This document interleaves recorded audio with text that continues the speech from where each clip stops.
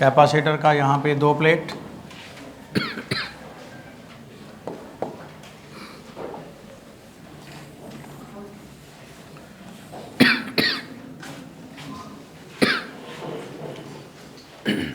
देखो कैपेसिटर के 2 प्लेट हैं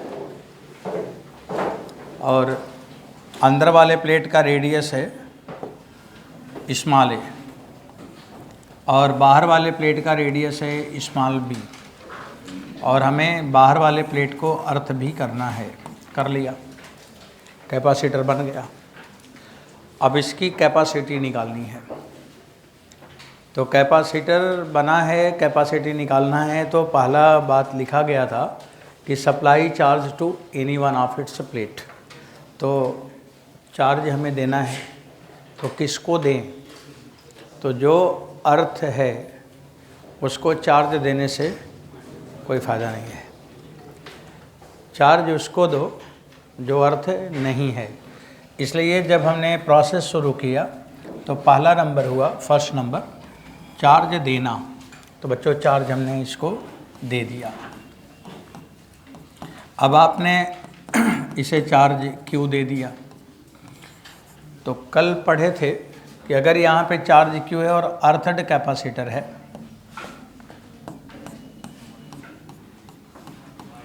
तो यहाँ पे कितना चार्ज आएगा? उतना ही माइनस आ जाएगा। तो क्यू यहाँ भी है, क्यू यहाँ भी है, तो एक पे प्लस क्यू आ गया और एक पे माइनस क्यू आ गया। अब यहाँ पे 2 प्लेट है, ये प्लेट 1 है और दूसरा प्लेट ये 2 है, 2 ही प्लेट है। तो बच्चों हमें क्या निकालना है? Potential difference between 2 plate. तो पोटेंशियल डिफरेंस बिटवीन 2 प्लेट निकालना है तो पहले V1 निकालेंगे यहाँ का। तो यहाँ का पोटेंशियल निकालना है, तो एक तो अपना खुद का पोटेंशियल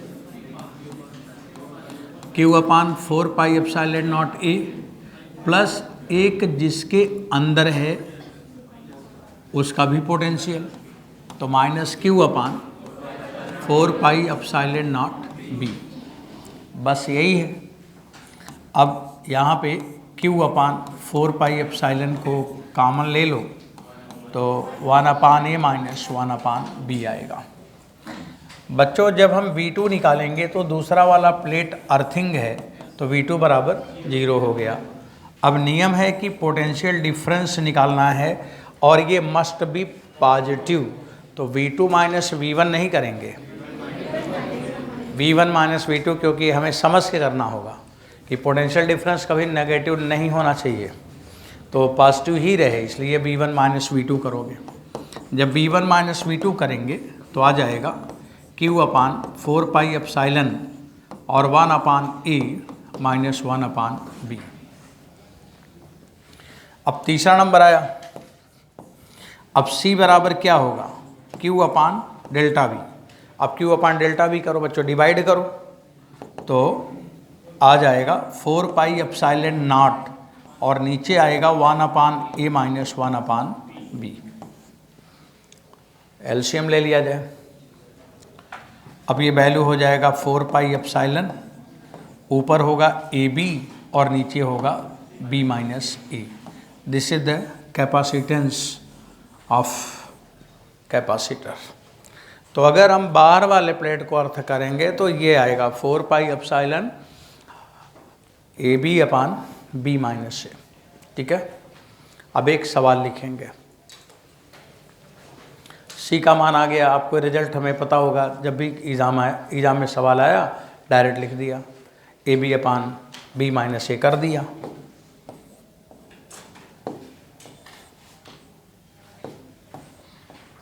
अब जो बड़ा है उस वाले रेडियस में दूसरा वाला माइनस कर देना।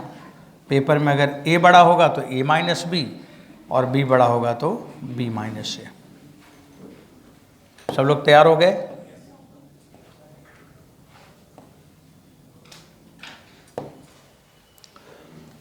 एक सवाल नोट कर लो बच्चों, एक क्वेश्चन दो, देखो। देखिए यहाँ पे ये 2 प्लेट दिया है और बाहर वाला अर्थिंग का केस है, तो बाहर वाले को अर्थिंग किया जाए। मैंने अर्थिंग कर दिया। बच्चों इसमें डाइलेक्ट्रिक स्लैब रखा हुआ है, अंदर रखा हुआ है। अगर केवल एक डाइलेक्ट्रिक के होगा, पूरा के होगा, तो यहाँ पे केवल के इंटू कर देंगे। और अगर के कई टुकड़ों में होगा तो कौन सा के लेंगे, तो उसके लिए हमने पढ़ा है अर्थमेटिक मीन लेंगे। अगर एक ही के है तो एक ही लेना पड़ेगा, और अगर एक से ज़्यादा के है तब आपको लेना पड़ेगा अर्थमेटिक मीन। तो यहाँ पे मैं अर्थमेटिक मीन ही लेने के लिए सवाल दे रहा हूँ। बच्चों ये वाला ना ऐसा है।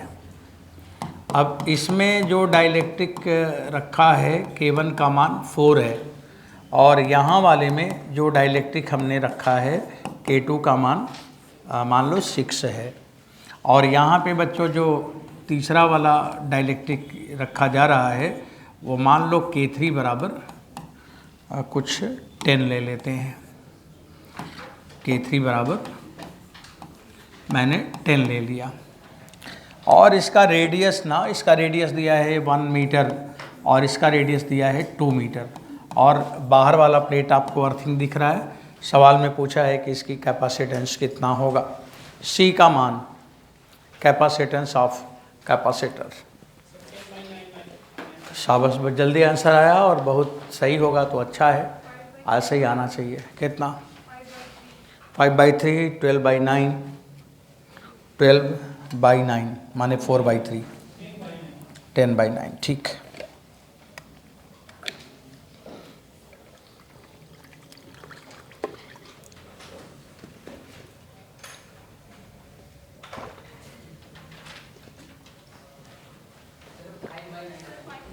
हाँ 5/9 ठीक है। देखिए मैं लगाने चल रहा हूँ। ओके, देखो बच्चों इसमें पहले देखो के का रेशियो क्या है। के का रेशियो क्या है? तो रेशियो क्या है? 1, 1, 2। ये समझ आ रहा है? 1, 1, 2 रेशियो समझ में आ रहा है? पहले तो ये देखना है कि रेशियो क्या है। 1, 1, 2 है। अब हम यहाँ पे लिखेंगे C का मान। पहले के का अर्थमेटिक मीन लेना है। के का अर्थमेटिक मीन लिखोगे तो K1 का रेशियो 1 है, K2 का रेशियो 1 है, K3 का रेशियो 2 है, अपान 1 + 1 + 2। ये के का अर्थमेटिक मीन हो गया। अब इसके बाद लिखोगे 4πε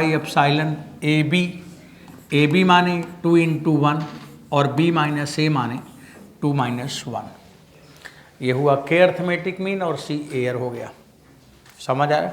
4πε0 AB/B - A। अब यहाँ पे वैल्यू रख लो बच्चों। K1 का मान 4 है, K2 का मान 6 है, K3 का मान 10 × 2 = 20 है, अपान 4 हो गया। और 4πε0 माने 1/9 है, और इसको जब मल्टीप्लाई करोगे तो 2/1 है, और आगे नैनो फैरड है। समझ नहीं आ रहा क्या? इसी को आप लोग लगाए हो और जितने लोग उतना आंसर पाए हो। हाँ, कितना हुआ? 10 और 20, 30 हो गया। 30/4 और ये हो गया 5/3 नैनो फैरड। किसका था ये आंसर? हाँ, ये आंसर सही है, शाबाश। तो इन लोगों ने कैलकुलेशन में देखो ठीक किया, 5/3 जल्दी निकाला, और बाकी लोग मेला ही देखते रह गए। हैं, तेज कैलकुलेशन करना पड़ेगा। मीटर है, मीटर, सेंटीमीटर नहीं, वो गलत लिखा है। बाहर का रेडियस तो मीटर से ज़्यादा ही होगा ना, सेंटीमीटर नहीं, मीटर है। 1 मीटर 2 मीटर, 1 मीटर और 2 मीटर है ना। वो गलती इसलिए 2 सेंटीमीटर तो बहुत छोटा हो जाएगा, वो 2 मीटर है। अब बताइए सवाल में कोई मुश्किल है, मुसीबत है? लग जाएगा। कौन अर्थिंग पढ़ा? ये अंदर अर्थिंग है, आउटर अर्थिंग, हाँ बाहर है। अब पढ़ोगे इनर अर्थ कैपेसिटर, तीसरा अर्थिंग, दूसरा हो गया, तीसरा सवाल शुरू हो गया। बच्चों चले ना आगे? हाँ, पूरे लोग जितने क्लास में बैठे हैं आप, और सबको सिलेक्शन लेना बच्चों, सबको रिजल्ट ले आना है, और एकदम से अच्छे से करके ही बढ़ना है, और ठीक से चीज़ों को सीखना है, और जहाँ डाउट है उसे पूछते रहना है। मतलब ये यही तरीका है क्लास का। आप बैठ के टाइम नहीं पास करेंगे, नहीं समझ आया तो पूछोगे, हमें तो थोड़ा सा ही टाइम लगेगा ना समझाने में, और अगर आप कहें कि नहीं समझ आया तो आगे कहीं से नहीं समझ आएगा। तो अपने ऊपर फोकस हरदम रखें कि हमें सीखना है और समझना है कैसे हो रहा है। आइए एक और केस लेते हैं, इनर अर्थ कैपेसिटर। देखो यहाँ पे देखो, अब मैंने इसको अंदर वाले को अर्थिंग कर दी, अंदर वाले को। इनर अर्थ कैपेसिटर, एक होता है आउटर अर्थ कैपेसिटर। ऐसे लोग बोलते हैं हमें बाहर के लोगों से कोई मतलब नहीं है ना। एक होता है कि अपने अंदर ही अर्थिंग कर लो, अपने आप ही को शांत कर लो। तो दो तरह से जीवन होता है। एक होता है कि हम बाहर को अर्थिंग का मतलब हम बाहर वाले लोगों को चिल्लाए, शांत रहो, चुप रहो, चुप रहो, मत करो मत करो मत करो मत बोलो। और एक होता अपने को समझा लो। तो ज़्यादा अच्छा है कि अपने को समझा लो। अंदर से जब ज्ञान हो जाएगा, जब अपने आप को मान लोगे कि हमारा जीवन केवल दूसरे लोगों को खुशहाल बनाने के लिए ही है, हमारे अपने लिए कुछ नहीं है, तो आपका वो इनर अर्थिंग हो गया। तब आपके अंदर ईश्वरीय शक्ति अपने आप आ जाएगी। और आप कभी ये करके देख लो, कभी ये सोच लो कि कभी आप जब आगे इन फ्यूचर आगे बढ़ें तो आप ये सोचिए कि हम सबके लिए काम करेंगे। आप देखिए आपके अंदर उतना सारा चीज़ें अवेलेबल अपने आप होगा, कैसे होगा आप जान भी नहीं पाओगे, और आपको मिलता रहेगा और आप सबको करते रहेंगे। हाँ देखो, जो सन्यासी लोग होते हैं बेचारे कुछ नहीं करते हैं, लेकिन उनके यहाँ भंडारे हरदम चलते रहते हैं, हरदम लोग खाते रहते हैं, 200 400 लोग पर डे। आखिर वो कमाते नहीं तो आता कहाँ से है? कहाँ से आता है? आता है ना कहीं से, कैसे भी आता है, कोई भी तरीका है, लोग देते हैं, कोई ज़बरदस्ती उनका पॉकेट तो नहीं मार के लाता। बस एक मैं एग्जाम्पल दिया। ऐसे जब आप ये सोचोगे कि सारे लोगों को खुशहाल बनाए ना, तो आप जिस भी हॉस्पिटल को ऑर्गेनाइज करोगे, जिस भी हॉस्पिटल में रहोगे, आप इतने अच्छे काम करोगे कि सारे देश के लोग आपके पास आएंगे, आप श्रेष्ठ डॉक्टर बन जाओगे, बड़े डॉक्टर बन जाओगे। ये है, जब सेवा भाव होगा तभी बड़े बन जाएंगे, और जब चोर वाला भाव होगा तो कभी बड़े नहीं बन पाएंगे। ये बात ध्यान रखना, ये कोई आपको नहीं बताएगा, क्योंकि फिजिक्स की थ्योरी है, इसलिए हम ही सिखाएंगे। ये फिजिक्स के कॉन्सेप्ट में आ रहा है, इसलिए मैं बोल रहा हूँ। तो अर्थिंग मैंने किसको किया? अंदर। और अंदर अर्थिंग को हमने क्या बताया? छोटा बताया कि बड़ा? मतलब हमने बोला, इस वाले केस में बोला कि अंदर अपने आप को शांत कर लो, अपने आप को भूल जाओ, दूसरे के लिए अपने आप को समर्पित कर लो। तो इससे आप छोटे हो जाएंगे कि बड़े हो जाएंगे? बड़े हो जाएंगे ना। तो बड़ा होना क्या है? अपने को भूल कर लोगों के लिए काम करना, कि लोगों को भूल के अपने आप खाना पशु जैसा? हाँ, तो बड़ा बनने का मतलब समझ रहे हैं ना? अपने आप को भूल कर लोगों के लिए जीना। और आज लोग बाहर को भूल कर अपने लिए जी रहे हैं। अरे बाहर तो छोड़ो, अपने घर परिवार को लोग भूल जाते हैं, अपने ही अगल बगल गांव देश के लोग को भूल जाते हैं। कितने निकम्मे हैं वो, अपने आप को ही खा पी के मस्त है। वो पशु किसी पशु से कम है? वो महान पशु है। अब चलो इधर दिखाते हैं। अब यहाँ पे मैंने ये रेडियस यहाँ दिखाया, ये स्मॉल ए और ये स्मॉल बी, और इसको मैंने अर्थिंग कर दिया। चार्ज किसको देगो? आज इसको अर्थ किए हो, उसको दे के क्या पाओगे? बाहर वाले को दो। जब इसको चार्ज क्यू दे दोगे तो यहाँ पे पढ़ाया है छोटा रेडियस बटे बड़ा रेडियस, याद आया? ये आया। अब वहाँ का चार्ज आया। चार्ज इक्वल है कि अनइक्वल है? अगर मैं लिखता कि चार्ज इक्वल और अपोजिट होना चाहिए तो यहाँ मैं कैपेसिटर नाम लिख पाता? आप ऑब्जेक्शन कर देते, सर आपने कहा था इक्वल अपोजिट हो। तो ये तो इक्वल अपोजिट है नहीं, अपोजिट तो है लेकिन इक्वल है नहीं, तो कैपेसिटर कैसे बनेगा? तो मैं भी बोलता हाँ सही बात है, लिखा था तो कैसे बनेगा। लेकिन मैंने कहा ना कि जो लोग लिखे थे वो सब कमज़ोर थे। चार्ज पे जब डिपेंड ही नहीं करता तो इक्वल हो चाहे इक्वल हो, क्या फ़र्क पड़ता है? जब जिस पे डिपेंड ही नहीं करता है उसमें चाहे कम हो चाहे ज़्यादा हो, क्या फ़र्क पड़ता है? इसलिए चार्ज कुछ भी हो, कैपेसिटर बनता है। अब यहाँ पे Q है और यहाँ पे माइनस Q है। बच्चों पोटेंशियल निकालेंगे। एक प्लेट यहाँ पे है, एक प्लेट यहाँ पे है। बताइए V1 का मान कैलकुलेशन करना नहीं है, 0 ही होगा। बच्चों V2 ये निकालना है आपको। तो यहाँ निकालना है तो अंदर का चार्ज अपान दूरी यहाँ तक का B, सही है, प्लस उसका अपना पोटेंशियल माने Q अपान B, सही है। एक हुआ अंदर के चार्ज से पोटेंशियल और एक हुआ उसका अपना खुद का पोटेंशियल। यहाँ पे कुछ कामन धामन हो तो ले लो, Q upon 4 pi epsilon not B, क्यों बच्चों, यहाँ 1 आया और यहाँ पे A बाई B आया, एलसीएम ले लो। Q upon 4 pi epsilon B minus A upon B square, B minus A upon B square है।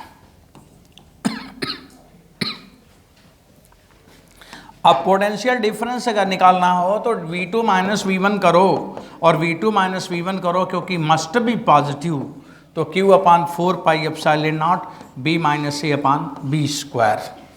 अब बच्चों कैपेसिटेंस निकालो ना, C बराबर हुआ Q अपान डेल्टा B। Q अपान डेल्टा B करोगे तो आपको मिलेगा 4 pi epsilon not B square upon B minus A, this the capacitance. समझ आया? अब यहाँ पे इसकी कैपेसिटी आ गई। आपने 3 कैपेसिटर देखा और तीनों को एक बार फिर से देखें। ये वैल्यू है, रिजल्ट है, पेपर में आया है, नीट के पेपर में फार्मूला ही आता है, फार्मूला ही पहचान जाओ, कम से कम यही पूछ लेते हैं मास्टर साहब कि फार्मूला आना चाहिए। तो बच्चों ये रिजल्ट है। और अभी जो आपने पढ़ लिया ना उसको थोड़ा एक बार रिलेट करेंगे, एक बार दिखाएंगे क्या क्या पढ़ा आपने। तैयार हैं सब? आइए अगला सवाल लेते हैं।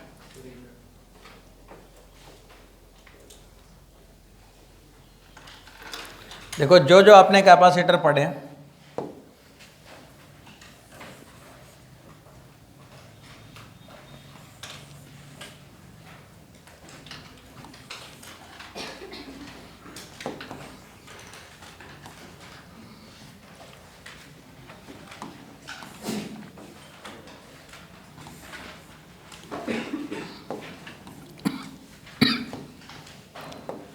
इसका रेडियस B है,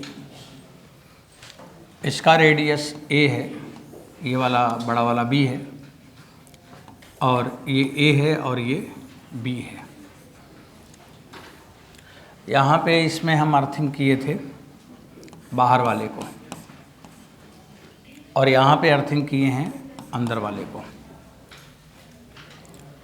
बच्चों इसकी कैपेसिटी अगर C1 है ये वाले का, तो C1 बराबर हो गया 4 पाई एप्सिलॉन नॉट B, है ना। अब ज़रा C2 बताएंगे आप लोग। 4 pi epsilon not B minus A upon BA। अच्छा ऊपर, हाँ ठीक, इसको घुमा दें, उल्टा कर दें, हाँ ऐसे, ठीक। तो क्या हुआ, AB upon B minus A। चलो अब C3 बताओ। C3 आया 4 पाई एप्सिलॉन नॉट, ऊपर B स्क्वायर है और नीचे B माइनस A है। चलिए ये C3 हो गया। अब देखो ये 3 कैपेसिटर पड़ा, इसमें चार्ज इक्वल अपोजिट है, उसमें चार्ज अपोजिट है लेकिन इक्वल नहीं है। किसमें चार्ज इक्वल अपोजिट है? दूसरे वाले में। और तीसरे वाले में चार्ज अपोजिट है लेकिन इक्वल नहीं है। अभी थोड़ी देर पहले मैंने कहा था इक्वल है तो अच्छा है, और अगर इक्वल नहीं है तो क्या बोला था? और अच्छा है। यही बोला था ना, और अच्छा है। क्यों और अच्छा है? क्योंकि अगर इन दोनों को प्लस करो तो ये आ जाता है। आप यहाँ पे देखोगे C1 और C2 का सम C3 के बराबर है, तो सबसे बड़ा कैपेसिटर कौन है? जो अंदर अर्थ है। अभी यही समझा रहा था ना कि कौन बड़ा इंसान है? जो अंदर अर्थ है, जो अपने आप को भूल कर लोगों के लिए काम करे, वो बड़ा इंसान है। और जो खुद को जानकर बाकी को भूल जाए वो छोटा इंसान होता है। तो यहाँ पे ये C1 और C2 का सम C3 है। पेपर का एक सवाल आपके एग्ज़ाम में आया हुआ था, देखिएगा 4-6 साल पहले था। उसमें बच्चों सवाल क्या लिखा था, मैं सुना रहा हूँ आपको, आंसर बताना है आपको। लिखा था, सवाल लिखा था कि अगर बड़े वाले प्लेट को अर्थ किया जाए, बड़े वाले ज़्यादा रेडियस वाले स्फीयर को अर्थ किया जाए तो कैपेसिटी 20 माइक्रोफैरड, और अगर छोटे वाले को अर्थ किया जाए तो कैपेसिटी 12 माइक्रोफैरड। तो अगर बड़े वाले का आइसोलेशन कर दिया जाए, आइसोलेटेड कर दिया जाए तो कितना कैपेसिटर। बड़े वाले को अर्थ किया जाए, उल्टा बोला था, फिर से पढ़ रहा हूँ। अंदर वाले माने छोटे वाले को अर्थ किया जाए तो 20 माइक्रोफैरड, बड़े वाले को अर्थ किया जाए 12 माइक्रोफैरड, और बड़े वाले रेडियस का आइसोलेशन कर दिया जाए तो 8 माइक्रोफैरड। समझ आया? अब ये दिया था 20, ये दिया था 12 और ये पूछा था, तो इससे आपका आंसर आएगा। और ये सवाल फिर पूछा जाएगा तो आपको ये याद रहना चाहिए, याद रहेगा। तो सबसे बड़ा कैपेसिटर कौन हुआ? जो अंदर अर्थ है। कंप्लीट हो गई बात। तो ये तो सवाल हो गया, कैसे लगेगा। अब यहाँ पे तीनों में रिलेशन भी हो गया, एक क्वेश्चन करके तब आगे जाना है। बच्चों इसको देखो हम कैसे दिखाते हैं। इस वाले को अगर ऐसा दे दिया जाए तो इसको आप दो भागों में ब्रेक कर सकते हैं, एक इसको और एक इसको दिखा सकते हैं। समझ आ रहा? मतलब अगर अंदर अर्थ कर दिया जाए तो उसे दो पार्ट में तोड़ सकते हो, एक बाहर अर्थ कर दो और एक बाहर को आइसोलेट कर दो। यही बात हुआ। तो ये दो तरह से इसको आप दिखा सकते हैं। हम एक सवाल लेते हैं, एक सवाल आपको लगाने के लिए देते हैं। नोट हो गया था?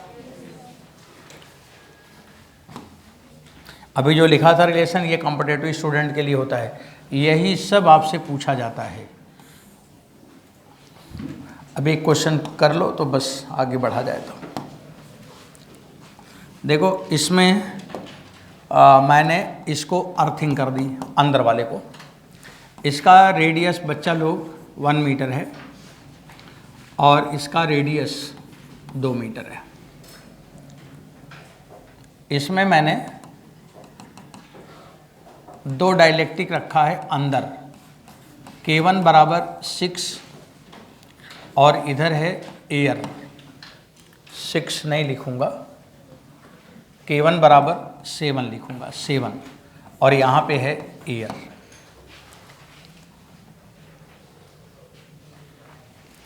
अब क्वेश्चन पूछा है कि C का मान कितना होगा।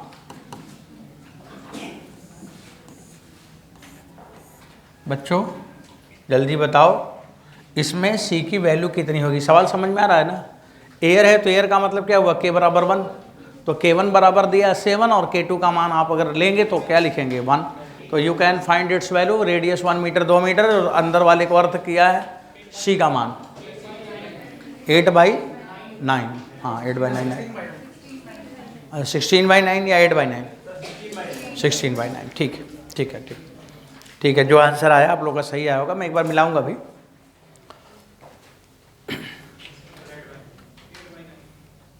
एट बाई 9 आ रहा है।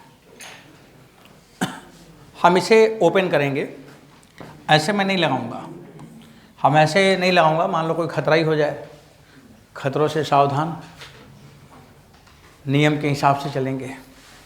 आंसर हो सकता मैच कर जाए, लेकिन हम कोई रिस्क कैलकुलेशन में नहीं लेते। कैलकुलेशन में कोई रिस्क नहीं लेना है। हमने अभी पढ़ा